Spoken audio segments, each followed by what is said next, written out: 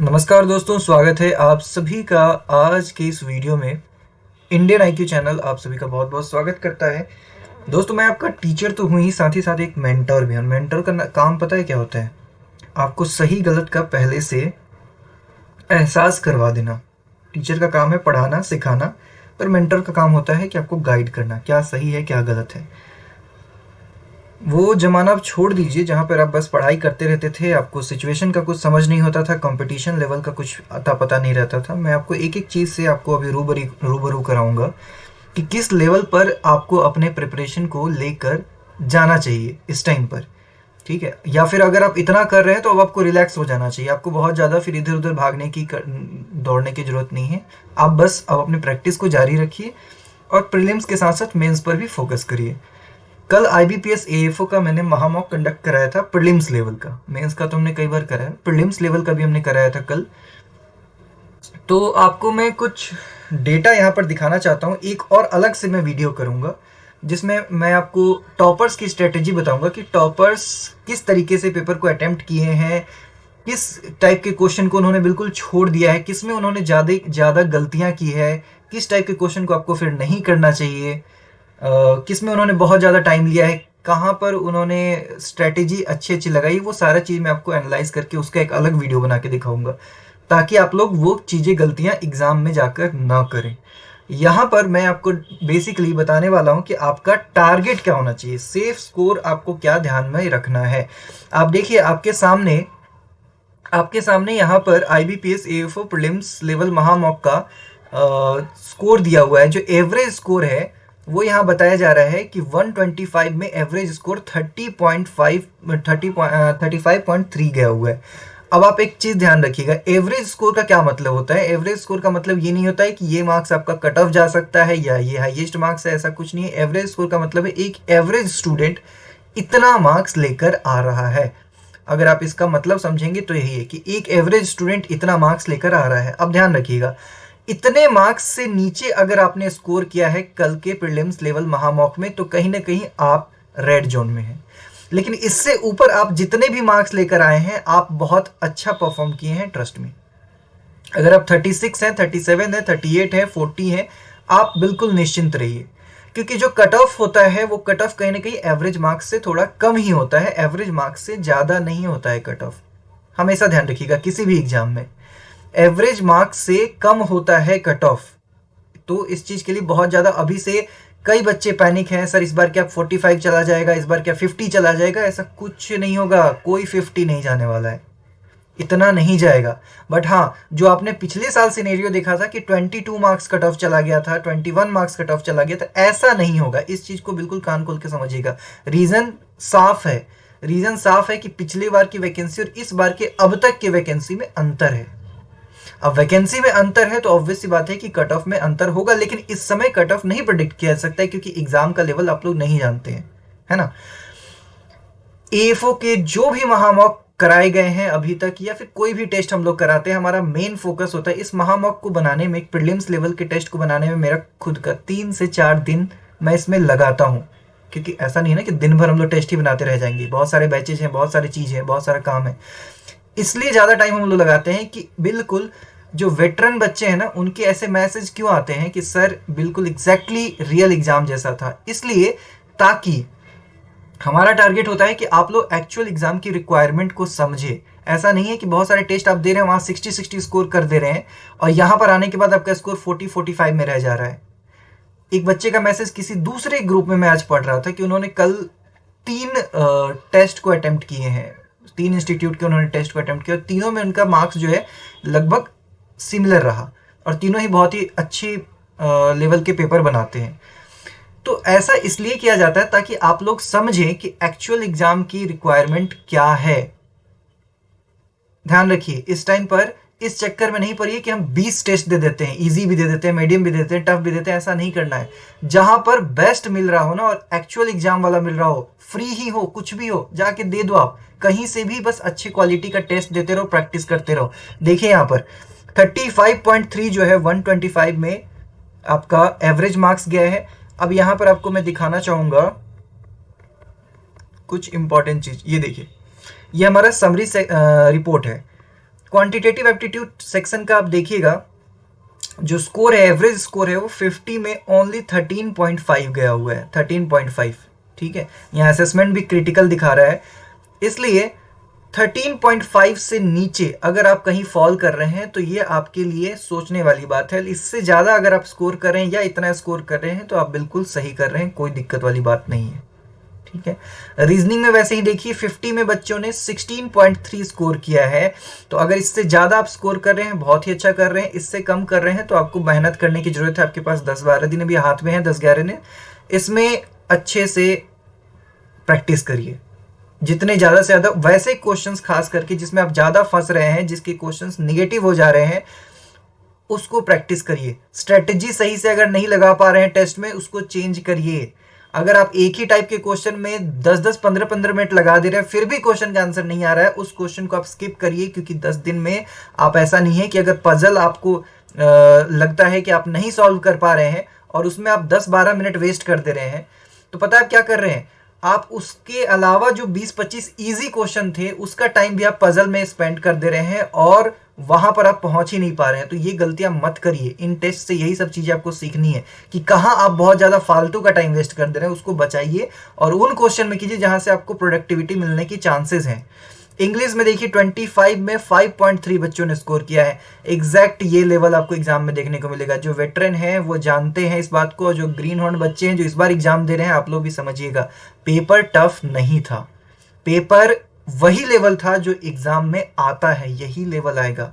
बस 10 दिन की बात है, आप जाइए एग्जाम देकर आइए, फिर देखिएगा एग्जैक्ट यही लेवल आएगा। अगर इंग्लिश में आप इस टाइम पर 4, 5, 6 स्कोर कर रहे हो तो ट्रस्ट मी, अगले 10 दिन कुछ ऐसा करिए कि आपका स्कोर बढ़ जाए। क्या कर सकते हैं, तो कर ये सकते हैं कि 10 दिन में जितने नए नए वर्ड सीख सकते हो, रूट वर्ड बेस्ड वर्ड सीख लो भाई, उसमें तो 2 से 3 दिन लगेगा, 1000 वर्ड सीख लोगे रूट वर्ड बेस्ड वोकेबलरी। हमारा भी जो मार्क्स बूस्टर इंग्लिश का है, 100 रुपए का पीडीएफ है। अब पता नहीं, आप किसी ग्रुप में देख लेना, मैंने शेयर वेयर किया होगा, वहां से अगर ले लेना, अभी मैं यहाँ पे शेयर कर नहीं पाऊंगा। आप कहीं से भी कर लो, मेरा ही नहीं, आप कहीं से गूगल से उठा लो, कहीं से कर लो, रूट वर्ड बेस्ड कम से कम 1000 वोकेबलरी प्रिपेयर कर लो, ताकि आपका वोकेबलरी स्ट्रांग होगा तो चीज़ों को समझना आसान होगा। अगले 10 दिन कम से कम दिन में 3-4 एडिटोरियल्स पढ़ लो, 3-4 एडिटोरियल्स फ्री में मिल जाएंगे यार। फ्री में गूगल पे एडिटोरियल्स सर्च करो और देखो कितने एडिटोरियल्स आपको मिल जाते हैं। 3-4 एडिटोरियल्स डेली बेसिस पे पढ़ो, एग्जाम तक 40 एडिटोरियल पढ़ो, ताकि पढ़ने की एबिलिटी बढ़े। इतना अगर आप करोगे ना, सिर्फ इतना इतना कर लोगे ना, 2-4 मार्क्स आप ऐसे ही बढ़ा लोगे इसमें, इंग्लिश सेक्शन में। और इंग्लिश सेक्शन में 2-4 मार्क्स बढ़ाना बहुत बड़ी बात होती है, बहुत बहुत बड़ी बात होती है, समझना इस बात को आप लोग। 100 rules of English grammar, top 100 rules of English grammar, जिससे ही क्वेश्चन आते हैं एग्जाम में, उन रूल्स को फिर से रिवाइज कर लो। जो हमारे स्टूडेंट्स हैं जो बैच में है, आप लोगों के उसमें भी डाल दिया गया है, मार्क्स बूस्टर इंग्लिश वाला जो पीडीएफ है, उसमें 100 रूल्स ऑफ ग्रामर भी है, द हिंदू के वोकेबलरी भी है, रूट वर्ड बेस्ड वोकेबलरी है। इसके अलावा कैसे सारे सेक्शंस को अटेम्प्ट करना है उसकी गाइड है, उसको चेक कर लो, पढ़ लो। और जो बच्चे हैं बाहर से, आप लोग अपने इंस्टीट्यूट से भी बात करिए, कुछ ना कुछ उनके पास होगा, या फिर आप गूगल से थोड़ा रिसर्च करो ना यार, इतने बड़े बड़े बच्चे हो यार, मेरे से भी बड़े बड़े स्टूडेंट हैं, आप लोग रिसर्च करिए, थोड़ा सा सर्च कीजिए, उस चीज़ को निकालिए।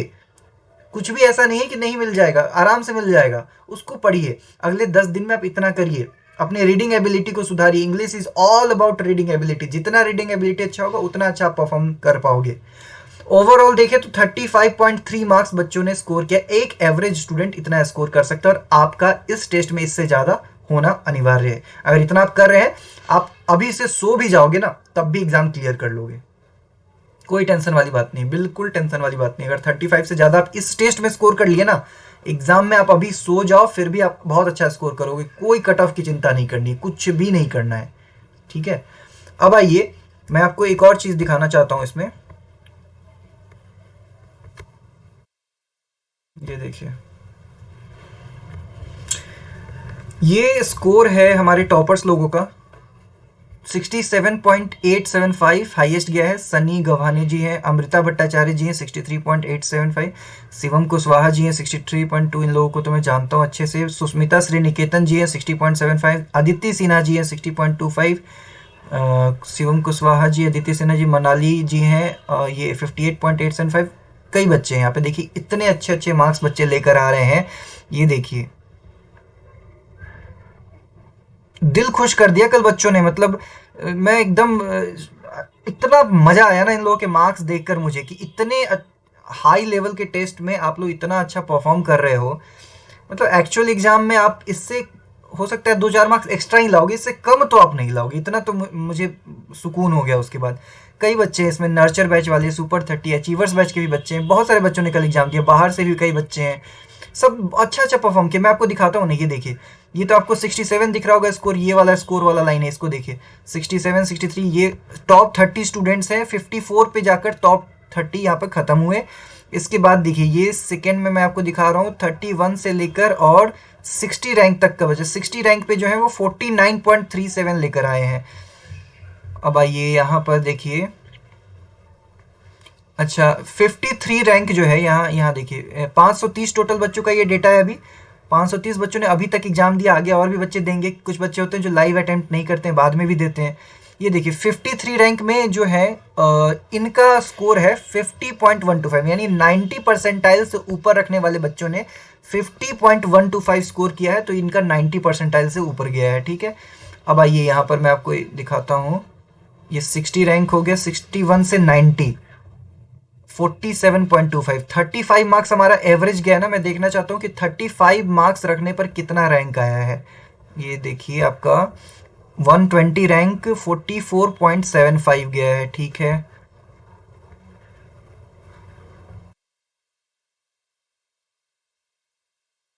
इसके बाद अभी 42 ही चल रहा है और 150 रैंक आ गया है। मतलब माशाल्लाह क्या परफॉर्म किया है बच्चों ने, इतने अच्छे अच्छे मार्क्स, मैं दिल खुश हो गया था इन लोगों के मार्क्स देखकर। 40.125, 180 रैंक, बताइए। 531 स्टूडेंट्स ने अब तक एग्जाम दिया है, 180 तक पहुंच गया, और अभी तक बच्चों के मार्क्स जो है वो 40 तक चल रहे हैं, ये तो बहुत अच्छी बात है।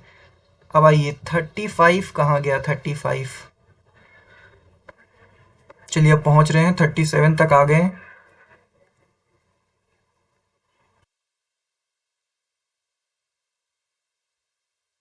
35, यस, अब बस एक और बार आगे बढ़ेंगे तो मिल जाएगा।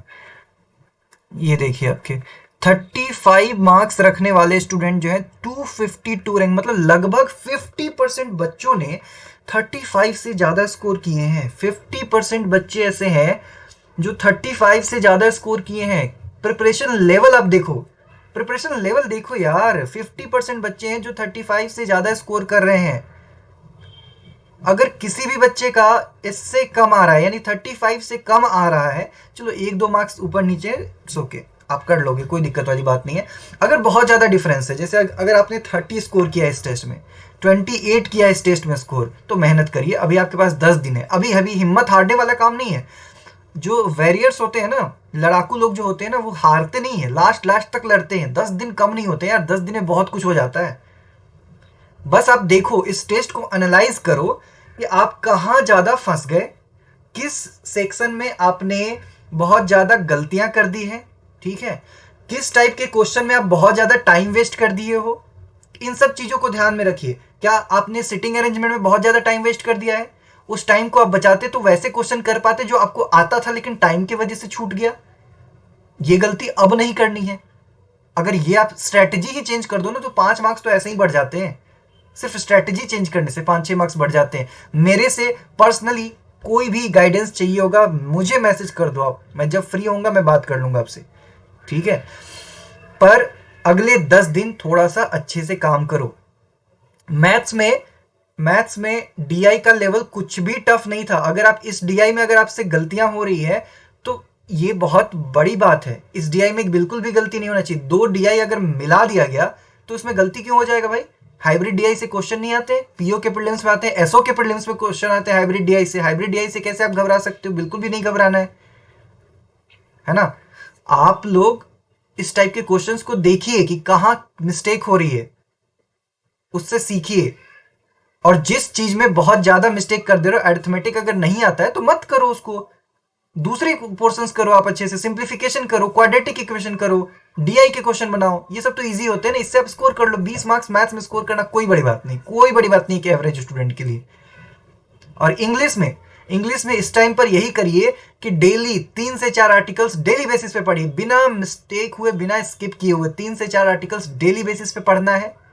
इसके अलावा आपको कम से कम 1000 वोकेबलरी अभी से अगले 10 दिन में लर्न कर लेना है, रूट वर्ड बेस्ड, जो कि बहुत आसान है। 3 दिन 4 दिन में फ्रेशर बच्चे लर्न कर लेते हैं यार, कोई बड़ी बात नहीं है। छोटे बच्चे नहीं हो यार, बड़े बड़े लोग हो तुम लोग। 10 दिन में दुनिया बदल दोगे आप आराम से, ठीक है।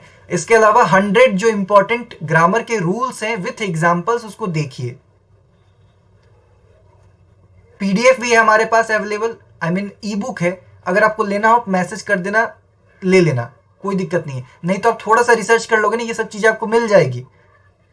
इंस्टीट्यूट क्या करते हैं, आपके लिए चीजों को आसान बना देते हैं, हर चीज एक जगह परोस देते हैं, लो भाई अच्छे से पढ़ लो इसको, मेहनत इधर उधर नहीं करना पड़ेगा, भटकना नहीं पड़ेगा। पर आप चाहोगे तो आप आराम से ढूंढ लोगे हर चीज, कोई बड़ी बात नहीं है, ठीक है। इसके अलावा थोड़ा सा चेक कर लीजिए रीडिंग कॉम्प्रहेंशन के को कैसे अटेम्प्ट करना है।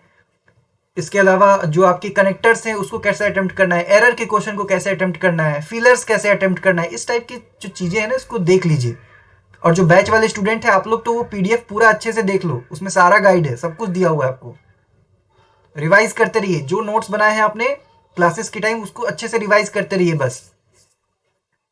परफॉर्मेंस आपका, आप लोग का बहुत अच्छा है, मैं बहुत खुश हूं आप लोगों के परफॉर्मेंस से। बस इसको अब आराम से प्रैक्टिस करते रहो और लास्ट तक अपनी जो रेगुलरिटी है उसको मेंटेन रखो। अपना कॉन्फिडेंस लेवल अभी इस टाइम पे बिल्कुल हाई रखो, ठीक है। मिलते हैं फिर आप लोगों से नेक्स्ट वीडियो में, जहां मैं आप लोगों को बताऊंगा कि टॉपर्स की क्या स्ट्रेटेजी रही है पेपर को अटेम्प्ट करने में।